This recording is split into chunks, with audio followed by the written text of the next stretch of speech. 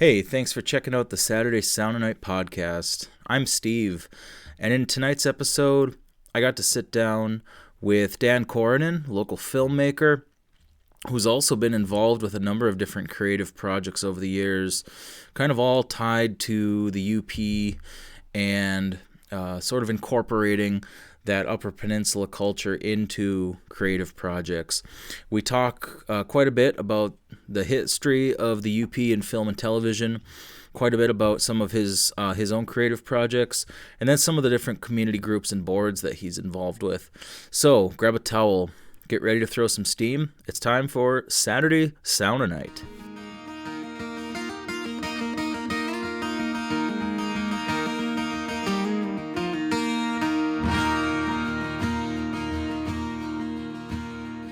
All right. Well, thanks again for joining me, Dan. And so I know we had kind of talked through a few things we wanted to touch on tonight. And one of the first things you had on your list of things to discuss was how we met. So Yeah. I want to thank you again for inviting me to be a part of that outdoor adventure filmmaker panel. I feel like I learned a ton.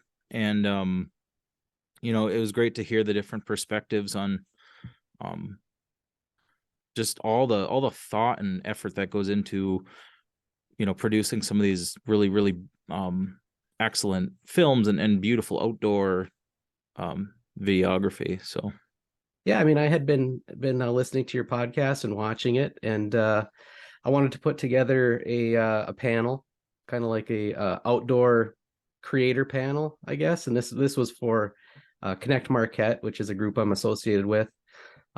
Just something for the public and for the members. So uh, set up a kind of filmmaker panel event at Peter White Library a few weeks back, and invited you there. And thanks for attending, uh, yeah, along with along with Kristen Ojanimi from Discovering, and Seth with Dark Water Fly Shop, and um, Ben over there at Hates Wanderings. So yep, those are a few people, local, well, Iron River uh, creators that I've been watching.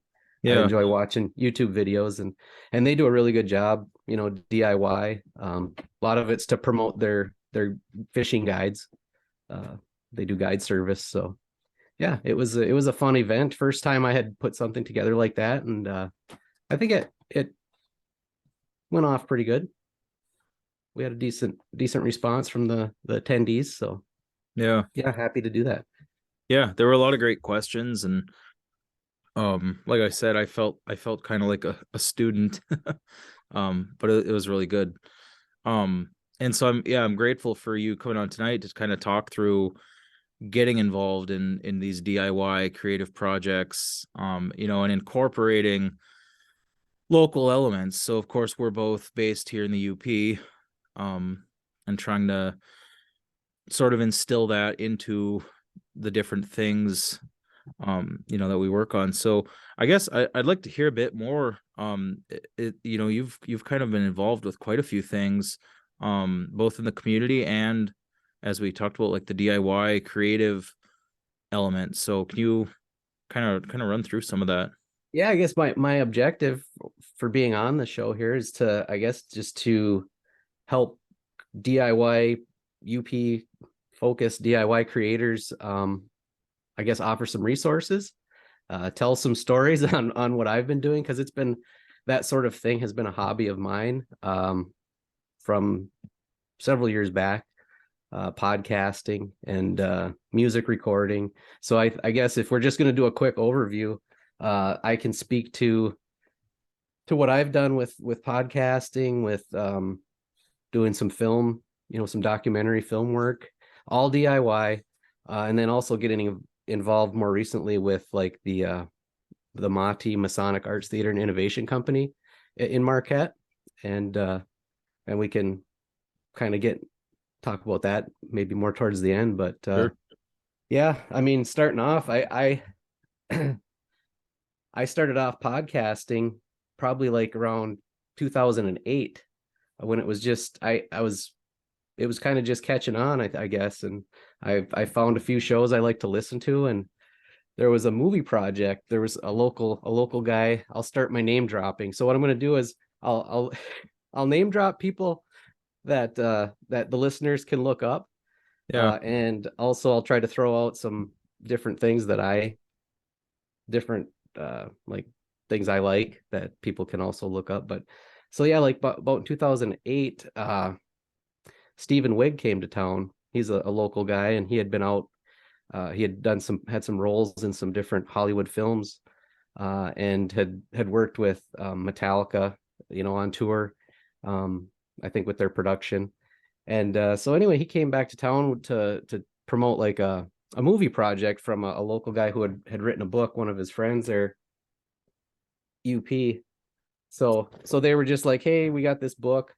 It'd be cool to make a movie out of it. And it stirred up a lot of interest from local people. So I reached out to him and I was like, hey, do you mind if I do some interviews and podcasts about that?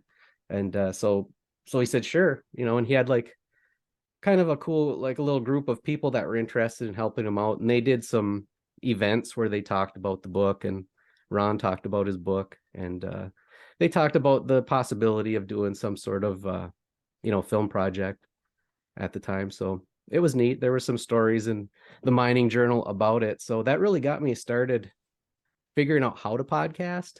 I think there's a lot of videos on it now, but when back then it was like you had to find out how to get it, how to put it somewhere, how to feed Yeah. it out to the different streaming services. So I think I think Podbean actually existed. They had just started. And so I got a subscription to that, and I was able to load the episodes on there. Okay. Um, yeah, and then that fed it out and had it. So I think it was on iTunes and stuff. So it was really cool right away. You could create your own thing and have it out there for people to get kind of in a professional way. Yeah. It was kind of a new thing. Yeah. And I mean, 2008, that's really, I mean, YouTube existed, but it wasn't really Yeah, not what super it is now. popular. Yeah. That was that, I can't remember if that was before Google acquired it, but now, I mean, there's so many podcasts that will certainly release an audio version on, Spotify or trying to think of some of the other ones. Buzzsprout is one. You'd probably know more than I, but video.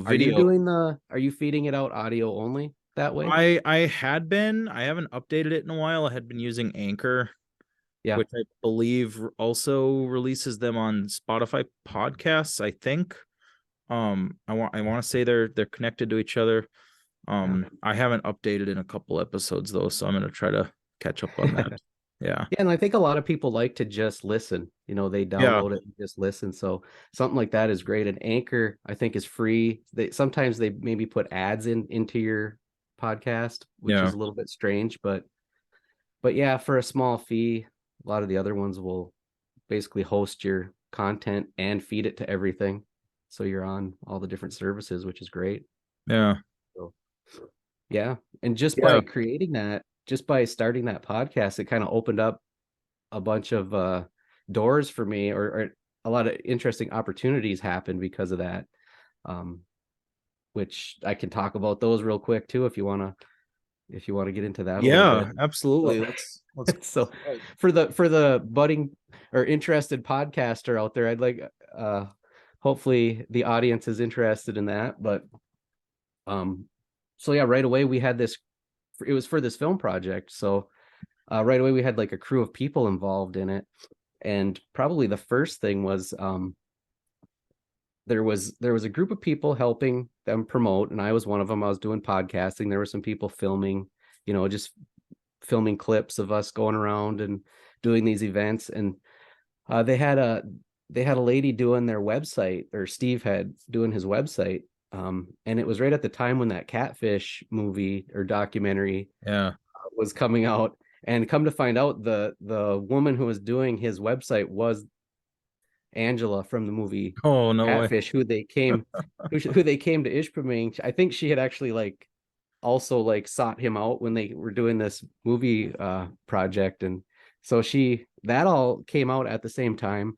So it was kind of weird, and so I interviewed her for the podcast. Like it's kind of a rough short little interview clip. Some of this still exists out on, like, I think I have a Facebook page for it. Was called UP the podcast. Hmm. um I think some of that exists. Otherwise, I put it on my YouTube channel. I have some clips of it, but yeah, it was real strange because she was like, nobody knew who she was. There was like a LA Times gossip reporter trying to call like the Congress to find out if she was a real person, because in the film it's like, it's the catfish term where it was like Yeah. they thought it was somebody else. I mean, that movie is kind of what brought that term into That's the mainstream, isn't it? it is. Yeah, I that's mean, where that I came know it from. existed as a metaphor before that, but in popular culture at least. Yeah. Yeah, that one definitely was a big part of it, because those guys who did the film then put together, they carried on with the TV show, I think, on MTV. Right. So that's like the Catfish TV show. But yeah, so this she did an interview on my podcast, and it kind of like, I was a little bit worried about it because I figured she had like some sort of like non-disclosure agreement with the studio, and it was kind of weird. So but yeah, that reporter from the LA Times got a hold of me to do an interview, and I was like kind of like freaking out because I was like, I don't need, like, anything I say can be used against me, sort of, maybe. So Yeah. not that I had any real gossip, but it was just a weird Well, that was situation. such a bizarre, it kind of, that whole film kind of walked the line between a Right. documentary and kind of like, there were questions like, was it like exploitative, was it, was it staged, there's kind of ambiguity around that, but I definitely, yeah, that would be a weird situation to be in. Yeah, for sure. And it was like, yeah, did they already know what was going on and staged the film? And if they did, it kind of held them open to liabilities, I think, with Right. certain ways that they filmed it or promoted it. But yeah, I mean, that's documentaries have changed, and I think a lot of them are slanted in one way or another. I really enjoy documentaries. I think the first documentary that got me going was a Michael Moore, who's also a Michigan person, but Yeah. Roger and Me is Okay. his was one of, I maybe his first one, where he goes around Flint and he ends up at like a GM executive's office trying to get in, because Flint was in, after the auto industry kind of pulled out of there, it was in such disarray that he Yeah. was upset that his hometown was doing so bad. So Roger and Me is a good one, which kind of got me into documentaries. But yeah, there's definitely different styles of it, and like I don't know if the true documentary exists, or they're not. You don't see them too often, where it's just an unbiased look at something. Right. Yeah, I was thinking like Ken Burns, but even then there's going to be more um provocative elements and, different interpretations of history and things, so Yeah. yeah. Yeah, and so that was, I mean, that was a cool thing that happened. And I, having that podcast, and I kind of just I got into interviewing like local musicians too, because Yeah. I was into doing recording music and playing guitar, like you see here in the background. But I was able to, Jeff Daniels was doing promotion for his a music project he was doing, an album he had put out. I think it was called Keep It Right Here. And so he was doing some promotions, and I saw on his website it was like, hey, for like radio stations, if you want to schedule an interview, just reach out and you can coordinate his booking person, and like he'll Mhm. do a radio interview. So I filled out the form saying I had this podcast, and they got back to me and were like, okay, yep, he can do it this day at this time. And how many albums do you want for promotion purposes? So I was like, oh, well, you could send me like 4 and I'll give them away to people. So so That's they awesome though. yeah, so it was cool. He was on Bob and Tom that morning. I listened to that, and then I don't even remember what time. It was like I don't know, 11:30 or something. He had my phone number and I had the podcast stuff set up, and I was just recording with a telephone, a speakerphone, and I had like the mic Yeah. recorder like over this. Actually, it was this. I got it here. Got my props. So I had this. This is back in the day. I had the speakerphone. Okay. So, and I just recorded it with that. So it's a little rough, but yeah, it That's was still really, really cool. it was really cool. It was nice of him. He has a, you know, if people know, Jeff Daniels has a connection to Marquette through family, so he's Right. familiar with the area. And yeah, it was really cool of him to do that. I was super nervous. I think I have a copy of that on my YouTube channel, which is, I just changed the name. It's just Dan Korhonen filmmaker. It might come up in a search Yeah. if you look for that. But yeah, it was a great but a cool opportunity. Only what would have happened with having the podcast. So Yeah, that's such a neat thing. I mean, and um it's interesting some of the folks, that you wouldn't necessarily, I mean, and I think Jeff Daniels, he's occasionally talked about his Michigan connections. Um, definitely I know he has the theater company in Lower Michigan, and I yeah, want to Purple say Rose. it was, yeah, and I think it was one of the late night shows. Um, I remember him mentioning something about Big Bay.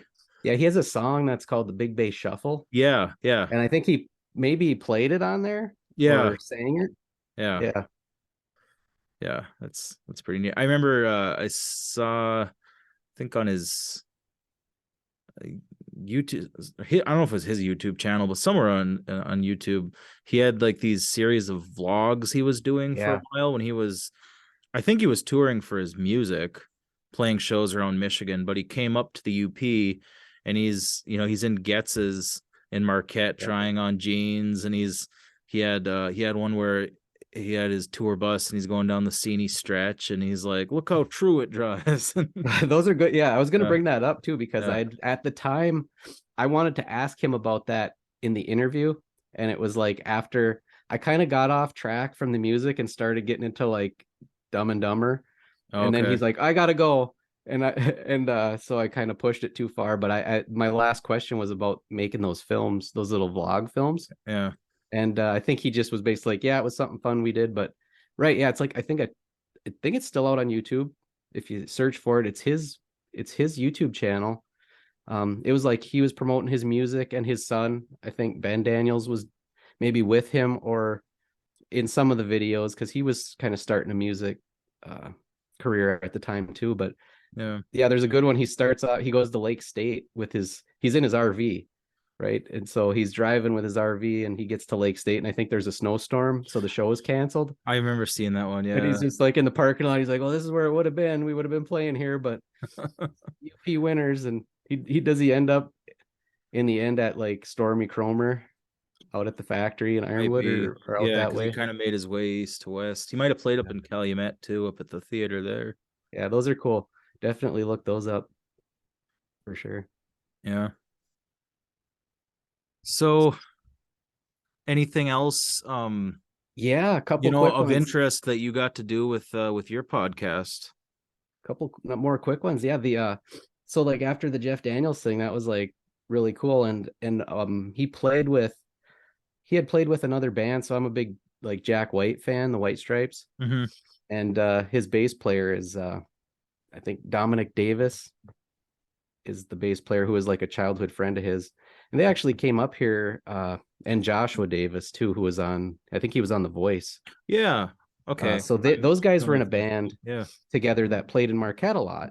And so I reached out to Dominic John Davis, and interviewed him for the podcast, and he was more than happy to talk about playing bass. He had just gone with Jack White out and played on like one of the late night shows with, actually I think he was playing by himself, but with like Wanda Jackson. They like recorded an album or something at the Third Man Records. So he talked about that, and it was only like a 10-minute interview, but it was just really neat to, because it was always things I went after that I was really interested in. And Yeah. then it was like a treat for me. And then when I put it out for people to listen to, if 10 people listened to the episode, it was like that's fine. But it was Yeah. more of a treat to I kind of talk to people that I looked up to.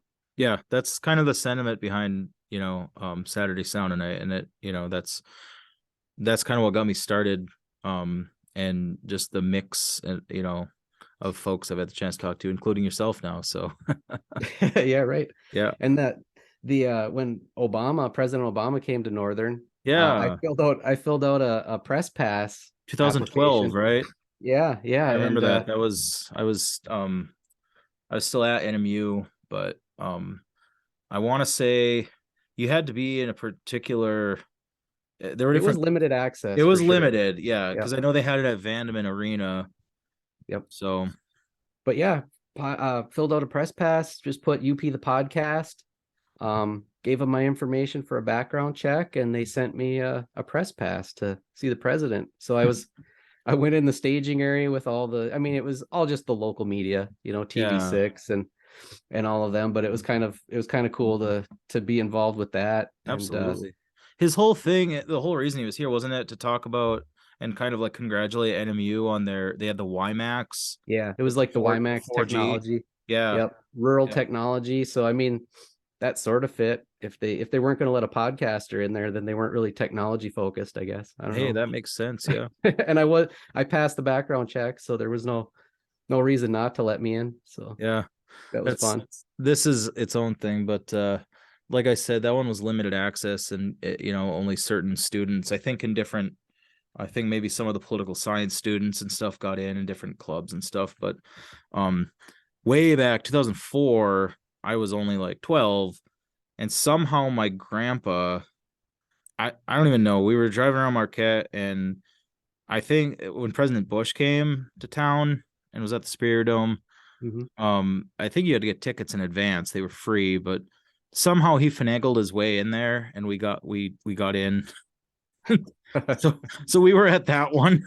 I think that was a rally though. I think that was he was Yeah, campaigning. So but it's a but big deal in yeah, Marquette I when mean, and I something was like that 12, and I was happens. like, yeah, the president, it's still Uh-huh. cool thing. So when the president comes to town, yep. Yeah, anything like that is a huge deal. Just like, I think you had Dan Truckee on, and he talked about Anatomy of a Murder a little bit. Yeah. And if we're talking about filmmaking, that was a big deal. It still is a big deal. I was gonna During Fresh Coast, they had a tour, like an Anatomy of a Murder tour as part of Fresh Coast, but it was canceled. The presenter, who I think might have Mm. been Jim Koski. He uh he was sick, I think, that day, but yeah, they were going to take us to the courthouse, which there's some pictures up in the courthouse from that. And I think it was just local in Marquette. They weren't going to head up to Big Bay or anything, but Yeah. it's neat because I know the Congress was in that film, Yep. Anatomy of a Murder, and they have pictures on the wall of it.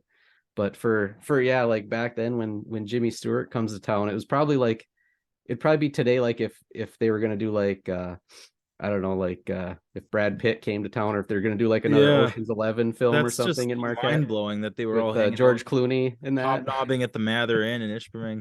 And the funny thing is, so I grew up in Ishpeming, so I had been familiar, um, hearing about it and people talk about it and stuff.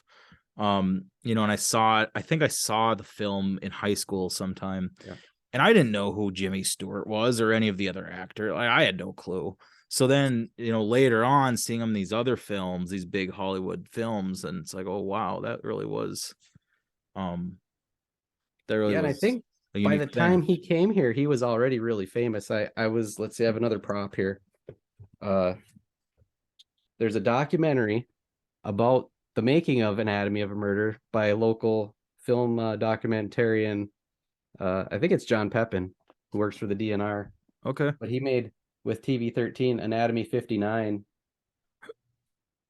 And I don't know where I bought this from, but yeah, he actually interviews most of the people who were in the film, and this was Oh put out wow. in 2008, I Okay. think. So semi recent. 2009. Yeah, 2009. So there's actually the people in the film are interviewed, and Yeah. they talk about being in Ishpeming and being in the UP making that film. Well, So so that was '09, that would have been the 50th anniversary then, hey? probably. Yeah. Yeah, because I think it came out Yeah, in yeah, Jan. 15. Yeah, their Yeah. Anatomy 59. It was Yeah. 58, 59. So Yeah, I think did the book come out January of 58 maybe or something? So that yeah, it makes was real sense. quick because Yeah, that's what Dan Truckee was saying. It was so fast that they made it. The book came out and then they made the yeah. film right away. Yeah. Yeah, that's so interesting because like I said, I grew up being vaguely familiar with it and seeing bits and pieces of it, around town. And um like so we did a lot of snowmobiling when I was younger, and we would always stop at Mount Shasta, and I'm like, why these sandwiches all have weird names? What's a Ben Gazzara? And um my first job was at Peninsula Bank, downtown Ishpeming, back Yeah. before it was M Bank, and then seeing like the shot of Main Street in the film, it was a cool thing for Yeah, I sure. think it opens up there. He drives right into Ishpeming and you can see the like the cliff shaft, that like Yeah, pyramid hoist house there. And then I think pulls right into town. And I don't know if he goes to his house or if he goes to Congress, but yeah, really yeah, cool. yeah. It's Especially hard. the It's hard to imagine something like that happening, today. Um, but who knows? yeah, and they filmed on location at all those spots. Like Yeah, they were just up in Big Bay at the park at, so yeah. It seems like that sort of thing, like that. That's that type of filming. I mean, obviously there's so many independent filmmakers and small companies and stuff now, but a major Hollywood film um coming up into the middle of the woods and iron mining country to to shoot this thing. yeah. you know Well, we did have Jeff Daniels made his film, his passion project film, after he yeah, was already, I think it was after Dumb and Dumber, and he was famous with all the 12-year-old kids. But Escanaba into Moonlight, I was yes, really excited a about deer that. season classic. So so they, it was cool that he made that. And I asked him about that in that interview because people were kind of dogging on it, like he was making fun of us, Yeah, like I was gonna say, people I know, people either love it or they hate it. right. And the other thing about it, it's like it's kind of made, he does it, I think at that Purple Rose Theater, they do it as a play. Yeah, Like it's written as a play. And I think there's actually multiple parts to it beyond what the film is. But so when I watched the film for the first time, I was expecting like Dumb and Dumber, but it was more of a play or more theatrical kind of thing, or yeah, yeah. And so it was a little bit weird. It got into like I don't know if it got into aliens or just like yeah. Native The American second half of the spirits. movie kind of goes off the rails, but Yeah. yeah. But I appreciate it more. I appreciate it more now. I'm glad that he did it. So Yeah, it's always a fun one. And of course the different shots of downtown Escanaba and along US yep. 2. And um it's funny because I had seen that movie. And is it Harv Pressel? Is that his name? I'm not sure the name. I the dad in the movie. And then I saw him in Fargo as Oh, okay.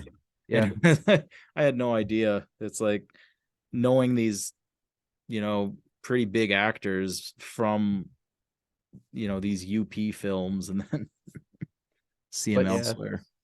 Yeah, and I heard, I mean, I don't know for sure, but I thought it was like he spent like $1 million out of his own pocket basically to make it. Yeah. Was the rumor I had heard about it. So that's nice, cool that he did it.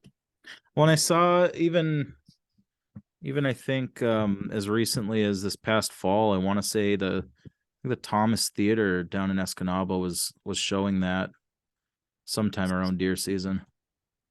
Cool. So, I've got I don't know if you can see, there's a copy, a VHS there. oh, okay. Oh yeah. There he is. Yeah. The buckless Uper. Yeah. Nice. Yeah, there's a few, it's rare, but there are a few different film projects that see what I got on my notes here. Have you checked out that North Star saga that they're filming? There's a crew in Yeah. Iron Mountain, in the Iron Mountain area, filming like I think it's streams on a a web distributor, web platform. I watched some of it, and then I don't remember if I had to subscribe or I remember watching a what, little but bit of it, I think pretty early on. And I want to say at that point they might have still been talking about turning it into a film at that point. I think that might yeah, have became before it became like a, solely a streaming web series. But yeah, I've kind of been following that from a distance and sort of seeing, um, but that's sort of a neat project. That's all, kind of homegrown. yeah, they're out. It's like, I guess it's kind of like I don't know if the term is like post-apocalypse type of thing, or they're in the Yeah, woods kind of that's kind of the vibe survival. I got from it. Yeah, and they did put a short film together that was in the Sioux Film Festival Okay. last year, which maybe was a little blurb about maybe leading into the movie or something, but something to watch for sure. Yeah, North Star Saga, and what they call the Was it North Star Northbound? Northbound. That's it. Yeah. Yeah. Yeah. Yep. Cool. We can't talk about podcasts without talking about one of my favorite podcasts in the UP, and that's the Chat It Up podcast Yeah. that Scott Redinger does. Were you a guest on that podcast? Yep. Yeah. Kind of by, well, I don't know, kind of by accident, I guess. So there's my other, yeah. There's the sticker that got me on. So Pasty potato. without going into too much detail, um, I started a satire page for a while. I kind of modeled it after The Onion. Um, Basically just writing UP based satire pieces. Some really goofy stuff, just silly stuff, and then other, you know, sort of based on current events or interesting, funny things that were happening. And Is I it kind of remember, like now how we have the Uper Lad and the Queen City Dispatch? yeah, yep, All yep, right. it's really taken off. Well, and so at one point I had done a piece on Scott because he had his children's book, Y is for Uper, that you can Yeah. find in all different gift shops around the UP. And I did a piece about how he wrote the sequel T is for Troll, and did some really bad Photoshop of a cover. And um but anyway, we ended up connecting, and yeah, he invited me on to talk about that. And it was funny because we did that episode. We recorded at a little studio at, I think it's at the Campfire Coworks building in Marquette, but it was maybe 2 weeks before everything started shutting down with COVID. So it was like maybe the very first week of March in 2020. So it was kind of a strange time, but so Yeah. Yeah. that's how I got to. And I was familiar with this podcast. I had started following him on Twitter, and sort of because I at that point his was, and I don't know if it's just because I followed him on Twitter, but I think his was the first UP based podcast I had heard of, and so Mhm. I started checking it out, and that And he was did a really good job talking to all. I mean, he was going to talk to different business owners and yeah, had some really from Sioux St. Marie. I think he actually talked to the Sioux Film Fest founder. Uh, Usually it was people that he knew, and that's kind of a good way to do it. You right, reach out to your people and see if they'll do an interview. But there was, ones with different business owners in town. So real interesting. I enjoyed it. I think he did 2 seasons, and it's kind of been on hold now for a little while. yeah. Now, did he? I don't know if I listened to the episode, but you were on his podcast too, right? At one point? I no, I No. never was, but I interviewed him. I did for a short period of time. I did a little thing Okay. like this with since when Zoom came out and you could Yeah. record a podcast like this so easily. I thought that was awesome. So I did like 10 episodes of a podcast that I called Hey There, What You Been Up To? Okay, I had it backwards then. Yeah, and You I had interviewed him on him. there Yeah, yeah, for actually like 2 times, and we talked about he was in Marquette for a while, and he was associated with Connect Marquette. And then yeah, I wanted to learn about all the food around Iron Mountain because I haven't really I've driven through there and on the way to Green Bay, and just haven't yeah, really. They have a lot of good places to eat, so get yeah. to They use kind of have their own them. little distinctive culture Yep. there. Yep. Yeah, and I think, but like I think his first guest on that was Bugsy Sailor, Yeah. our hometown hero, Bugsy, who also has a connection with the Joe Paris show, and has been on. Joe Pera's show, Joe Pera talks with you. which is Yeah, filmed. Some of it is filmed in Marquette. It's based in Marquette, I right? wanted And to bring that one up. You know, and it's funny, I came across that show. I was trying to rack my brain for how I even found it. And I think there might have been, were there billboards around I feel like I saw a billboard. I was living down in Manistee at the time, and it I was don't know. him sitting out on black rocks holding some rocks. It's a still from the first episode. That And I like at that point, I didn't really watch any of the other content on Adult Swim. I wasn't like into Rick and Morty or any of the, like the adult animation. And I started watching this thing just because it was set in Marquette. yeah, And at first I was confused.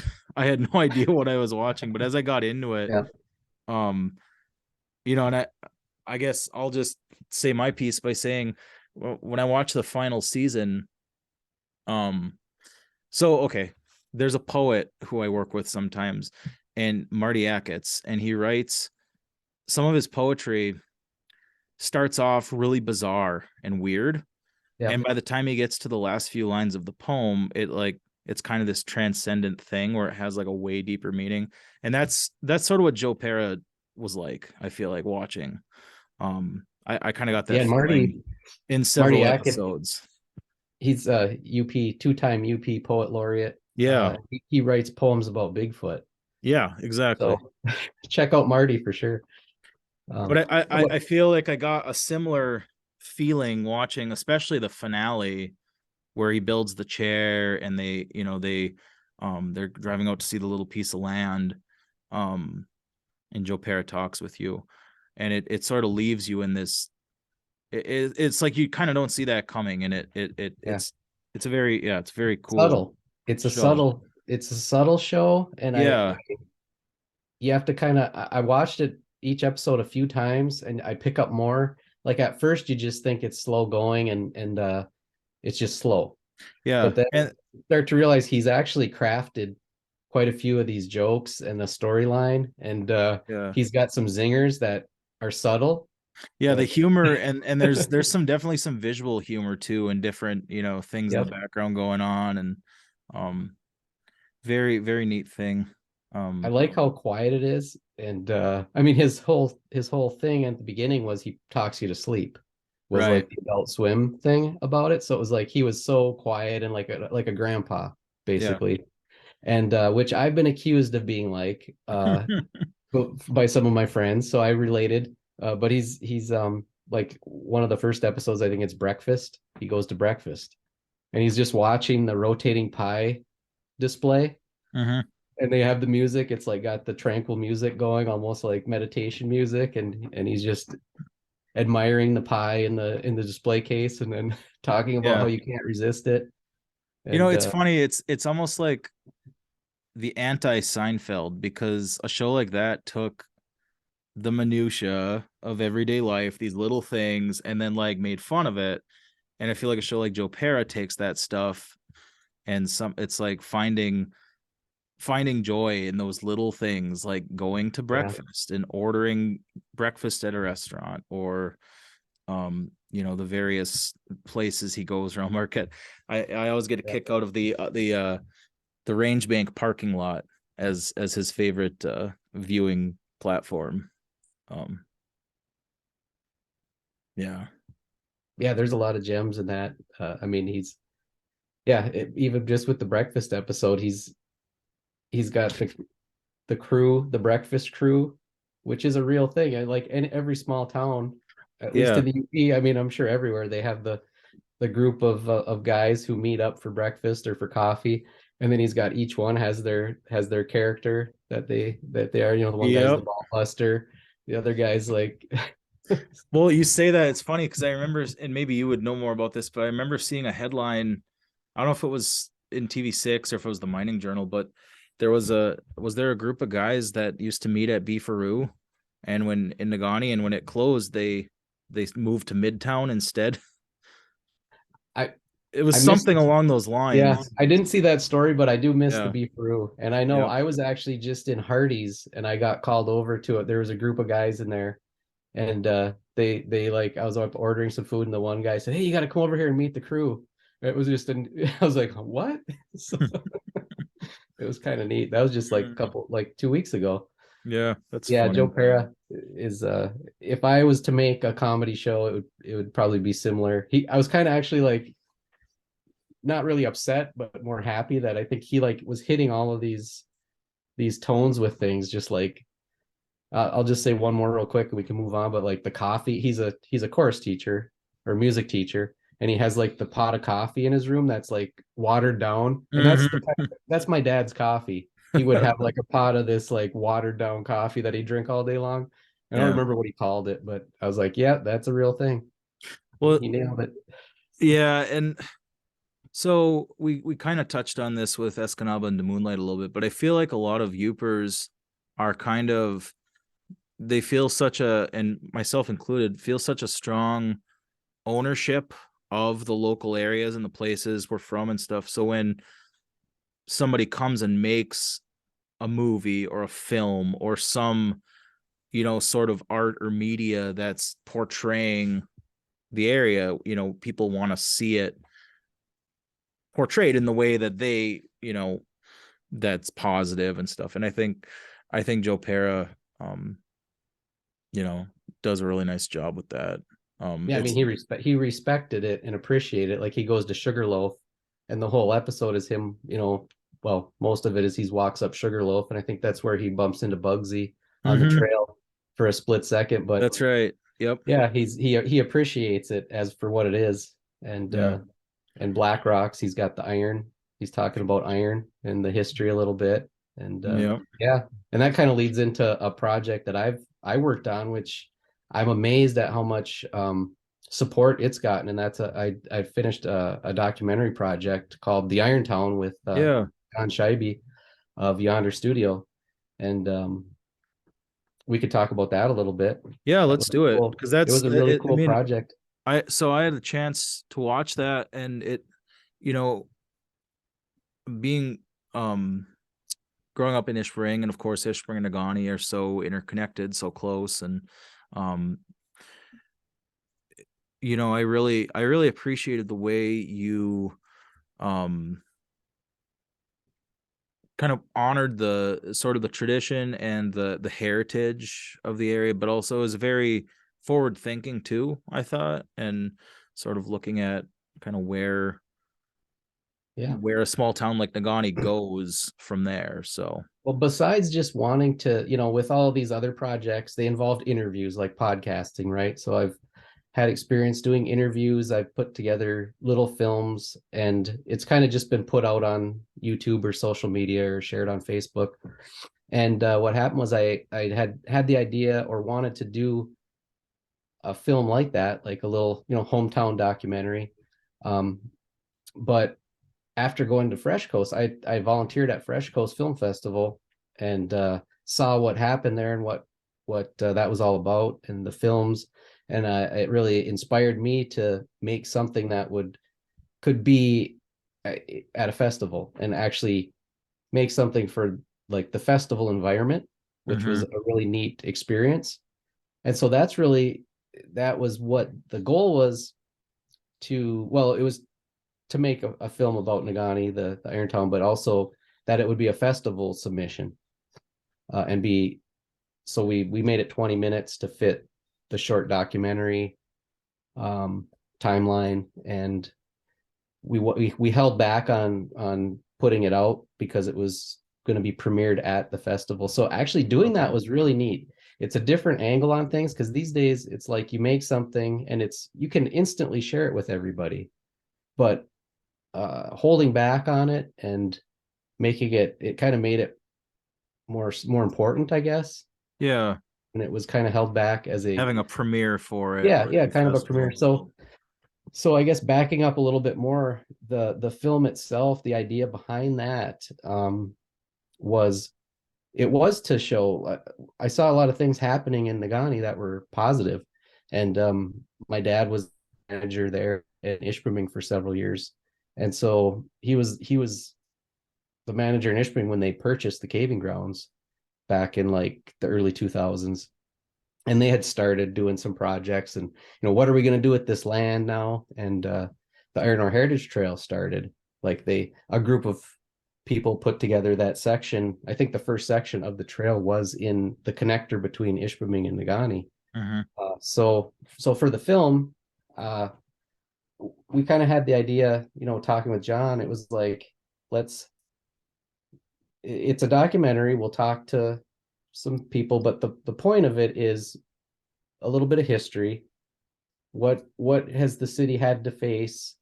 What are like current issues, and what is the future going to be? So a 3-act documentary. Mhm. We didn't know exactly what people would say in the interviews, but I wanted it to be kind of show the positive side of it as a promotional type of thing. Yeah.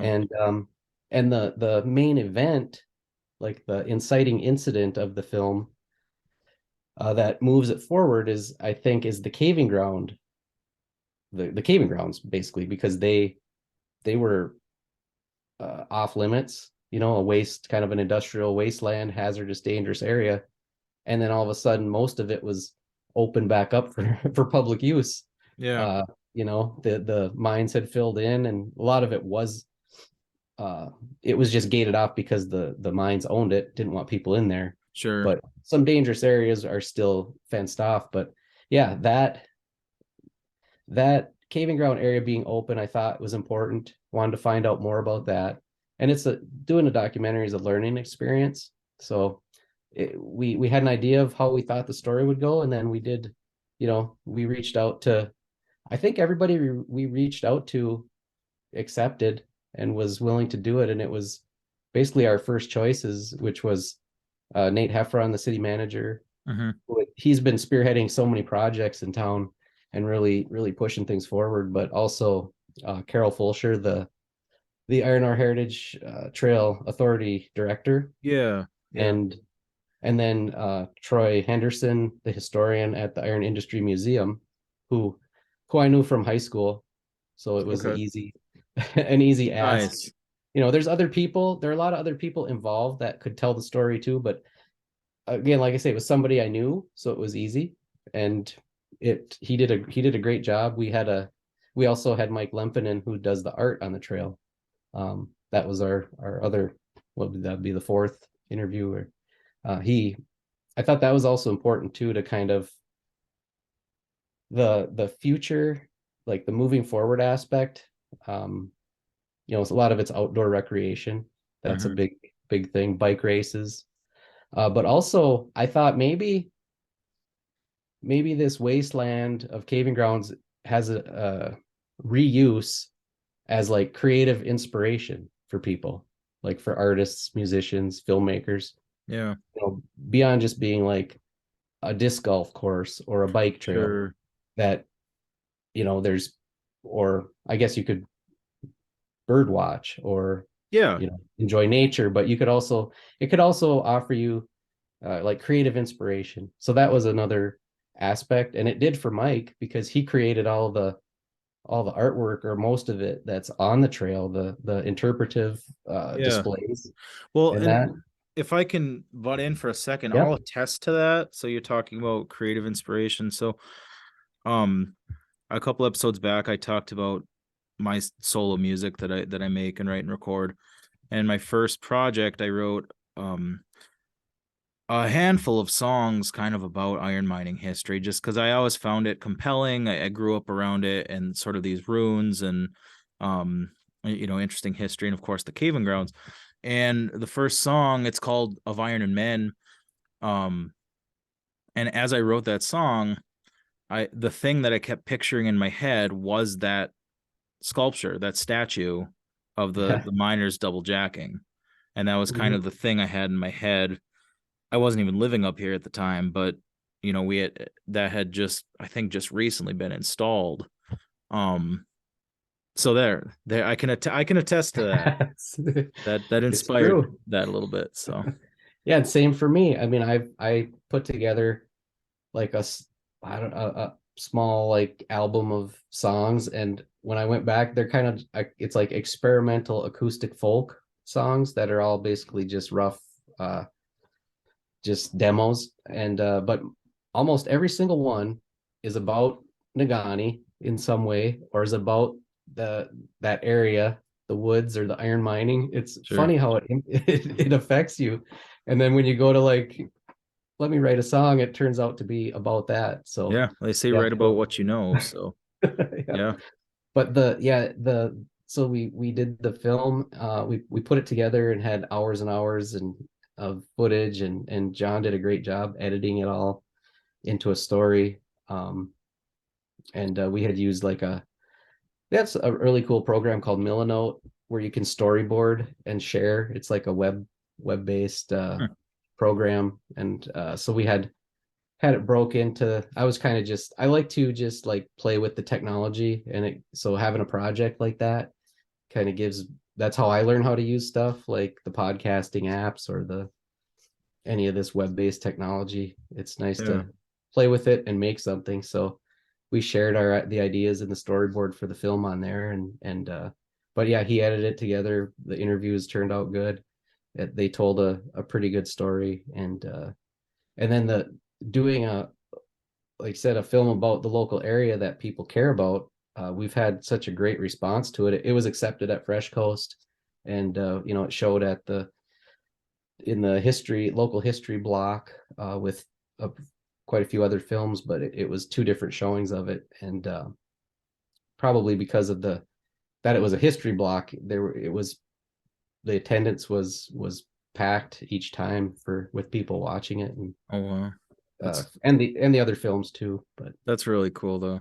yeah, and then So we just did another showing at the Iron Industry Museum, yeah, like that during was Hickey Lunta. Lunta weekend, wasn't it?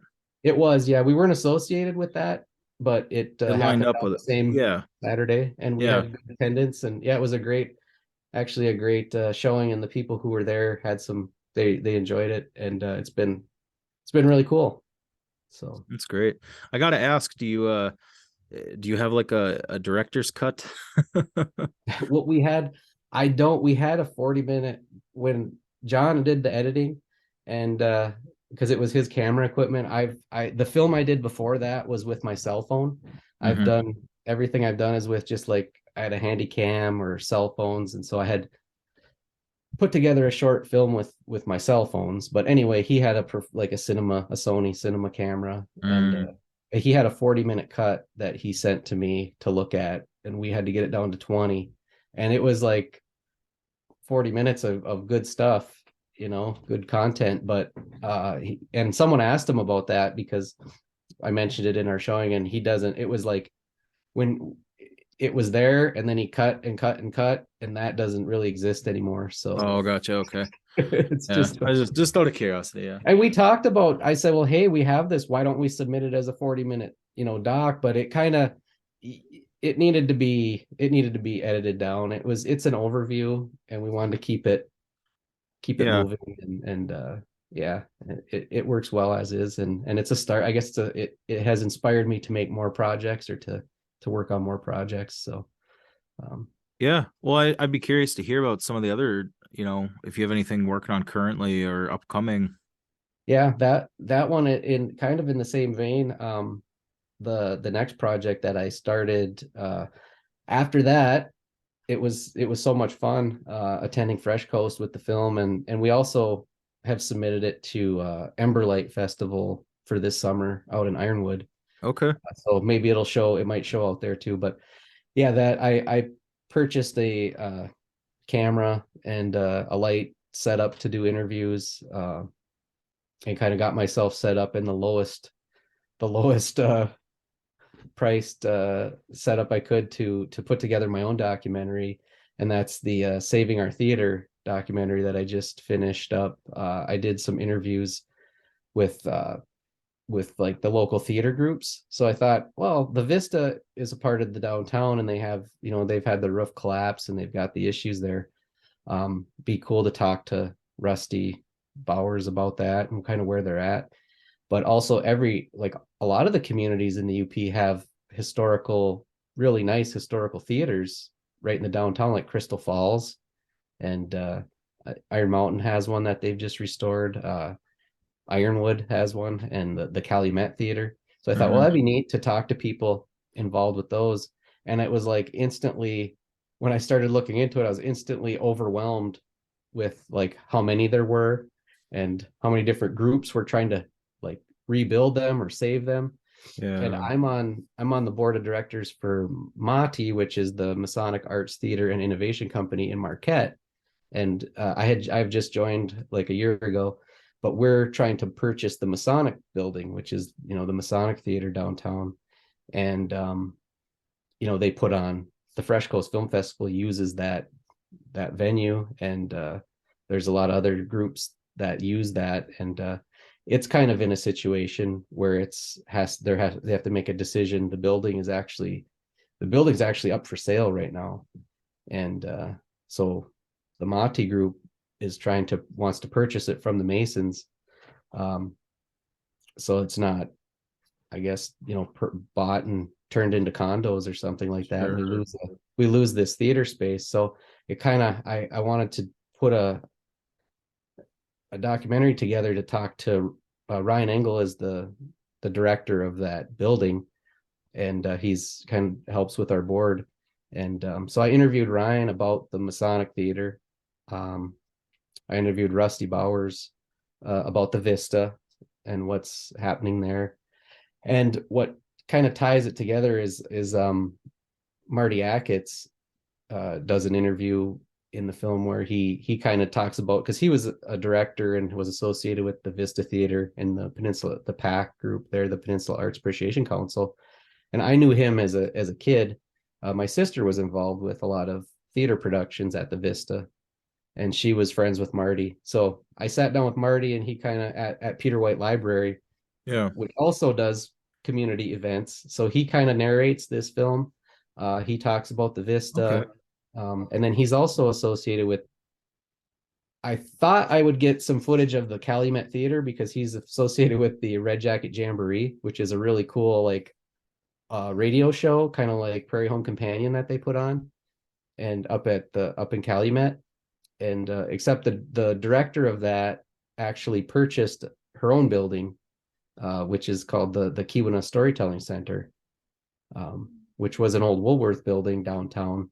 Okay. So I went up, I interviewed Rebecca for that, and they had all these groups have issues. Like they were getting the building for $1 from Family Dollar, like given to them, and then the roof collapsed. So they came back from that. The Vista had a roof collapse. Mati's building is up for sale. And so that's what saving our theater is. It's like if you talk to any of these groups and you ask them, what are you doing? They're like, well, we're trying to save our theater, Yeah. because the events don't necessarily pay the bills. They have to get grants and try to survive. So yeah, that's coming out. I'm really happy with how it turned out. I have Matt Honhold is a friend of mine who helped me produce it. He watched it over and over and over again as I sent him the cuts. And it looks like we're going to try to have a community showing of that pretty soon. We're just trying to coordinate that. Okay. And it should be, I think it's going to be on WNMU Public TV 13. I sent it over to them, and they accepted it, and are looking it over, and if all goes well, it should be showing in April on Okay. public TV, which is really Good cool. to know. Yeah, Yeah. yeah, Yeah, and that's such an important thing because I mean, you could get into a whole thing about, different arts communities and the importance of that, and um but that might not be. I mean, like you said, a lot of small towns have their local theater and these, old historic buildings and things, but yeah. um that might be a good eye opener too for folks who like to see these places preserved and not, like you said, not turned into condos or some sort of other Right. um you know some sort of other private thing, kind of taking away the historical significance and the artistic values. So I'm excited to see it. Yeah, and there's been news stories. There's a lot of news stories about it, but I think doing an actual like a short film, a short documentary style film is really a powerful way for people to experience it. So it's kind of like the least I can do. It's a, Yeah, it's a hobby of mine, but I found out that it's important and it's something I can do to try to help. So yeah. it's a good, really cool And I think experience. that's a great reason for being, for making stuff like that. Um, is because, you have a personal interest in it. So very Yeah, good. so there'll be more info. I'll have it. I guess the best place is I have a LinkedIn account that I put stuff on just under my name, or like the I have an Instagram, Dan Korhonen filmmaker, or Dan K filmmaker on Instagram, Yeah, and the YouTube channel too. I throw stuff on there. So yeah, that's coming out. And what I would really, I mean, what I really want to do, I don't know if it'll ever happen, but is to try to get put together like a sketch comedy, uh some sort of sketch comedy production, yeah, or web series. But it's more about just doing like the planning, like with planning it and writing it. The actual sure. filming of it is kind of gets tedious, and that would be great, but it's fun just to, like with the Irontown project, I looked forward to just doing the project and being involved with putting together a documentary film. And then once it was done, it's great to show it. That's kind of, you just sit back and show it and talk about it. But yeah, I enjoy just the process of it. So I think it'd be cool to do something like, sit down with a group of people interested in doing, like, talking or writing a comedy, Yeah. some sort of skits, even if it's like Joe Pera stuff or Something, and I don't have the ability to really do this solo, but something that's rattled around in my head is watching like Charlie Barron's and yeah, Manitowoc Minute, and then um what's his name, Miles, yeah, the You the You Betcha, Betcha, the You Betcha right? guy. Those guys are And good, and yeah. and his whole shtick was he got started with the beer review video where he has Yeah, Bush Light and he has Spotted Cow, and of course it was um to provoke a response from everyone in Wisconsin. Um but I thought, well, that'd be hilarious if there was some sort of, not necessarily a ripoff of it, with a Uper accent, but something. I feel like that just totally, that sort of humor. I mean, the Upers used to do it as a live, right. sketch comedy and music, but um, that's years ago. Well, And we've got the outdoor hour. I'm not sure what that guy's name is, but he's up yeah, there oh, fishing I and know he's who you're got talking about. his hat. He's I got the follow him on silly. Instagram. Yeah, Yep. yeah. And Fritz is like world famous on TikTok Yeah, over he's there got doing he's his, got major Joe Pera vibes too. Very, very similar. what's the name? Old Time Hockey. Yeah, yep. Is Old Time Hockey with a spelled Yeah, HAWK. that's fascinating. He's kind of went viral on TikTok especially, but I know he's got a huge following on Instagram too. Yeah, I think he's even got some like big company sponsors now. Yeah, I saw he was doing something with a hockey tournament recently, like an NHL He was thing or like doing a something. Bauer commercial. Yeah, Yeah, yeah, that's that's cool. that's really cool. But he's very similar, very calming, relaxing. Um, for anyone who hasn't seen him, a lot of stuff like cooking outdoors and very Yep. um Using the pine needles to or spruce needles to make tea, yeah, yeah, cooking very, on the very, campfire. very relaxing stuff to watch, in the same vein as like Joe Pera talking you to sleep. Um yeah, there's definitely some really um interesting and innovative creators that are based in the UP right now. So it's exciting to see a lot of that. Yeah, and I enjoy, like with that film panel, that was the point of that, was just to reach out to people and try to, meet them, bring people together, do something live instead of just online. And it worked out really well. I enjoyed that. And yeah, so hopefully maybe there'll be a comedy thing coming up. I don't know. I actually put together some outlines for some episodes for a web series like that based in Nagani, but Yeah. it's something that it's just, it'd be cool to kick it around and, like, what do they call it, punch it up a little bit, make it better, Yeah. make the jokes better. And if that doesn't work out, I'm taking my experimental folk songs and I'm putting them together with I'm going to remix them learn how to make some beats, and I've got Ableton Live and a controller. What is it? One of those little mini keyboard controllers where you Oh, can, a MIDI, yeah, what it's yeah, called? Yeah.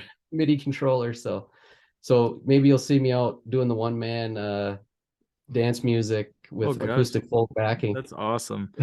There's this is a little different. There's a guy I follow on Facebook where we're actually both part of some like Finnish American groups on Facebook, but he does like an actual like an old fashioned one man band thing. And he's a young guy out in the somewhere up in northern Minnesota, Duluth area, I think. But Like a bass drum on his back when he steps yeah, down and kicks yeah. in it.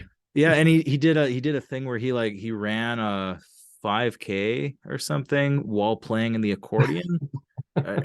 Yeah, just goofy stuff like that. But um, that's Yeah, it's really good. cool. That's great. And um, yeah, if you ever if that comedy project ever takes off, I I really enjoy writing stuff. That was my that's kind of why I did the pasty potato, wanting to write some satire and Yep. kind of play around with humor. Um, Well, I'll reach out that to you. the I'll kick locals some would ideas. understand. So I'll kick some ideas your way. I know somebody with a yeah, hot dog costume. We got to get a Bigfoot costume. I think we can put. I think this can happen. sounds good. Well, thanks again. We're almost out of time here, but I Yep. really, really, truly appreciate you coming on and talking and sharing for folks who want to create their own stuff, and also some of the neat things it's kind of opened up for you along the way. So Yeah, and I forgot. I just put it up when we were cutting through, but that's Angela from Catfish painted me that picture of oh, Ishpeming City Hall back there. okay, And back very at the nice. time, she was selling pictures for like $1,000 on her website because of the Yeah, movie buzz. But she made that one for me, so that was cool. that's really neat. I thought that was a photograph actually from just kind of seeing on your webcam. So that's really great. Yeah. Yeah, I appreciate it. Next time we can talk about fishing and fat tire biking because I like Yeah. that too. So Yeah, Polar Roll coming up Saturday. So we'll I see how did that goes. I did the short freeze your fanny. Okay. I'm not a racer. I don't want to Yeah. because I get too competitive and I don't have the ability to be competitive. But I racing decided get me my pumped up. plan for this year's Polar Roll is to just I'm gonna stop at all the stations where they're handing out, food and beer and things. Oh, Maybe nice. maybe not everyone, but I'm gonna Yeah. try to really enjoy it. The weather looks to be good, so should Yeah. be fun. Hopefully the trails freeze up and there's nice and solid and you get some good conditions there. Said there's over 400 racers probably. Yeah. Yeah, and it should be a big thing. It's great. Well, cool. Well, thanks for having me on. I think this is after all the years of me interviewing people and doing podcasts, I think this is the first time I was a guest on somebody else's show. That's great. So I Nice, appreciate it. nice to be on the other side. Hey, Yeah. thanks again. Appreciate it. Cool. Thanks. Have a good night.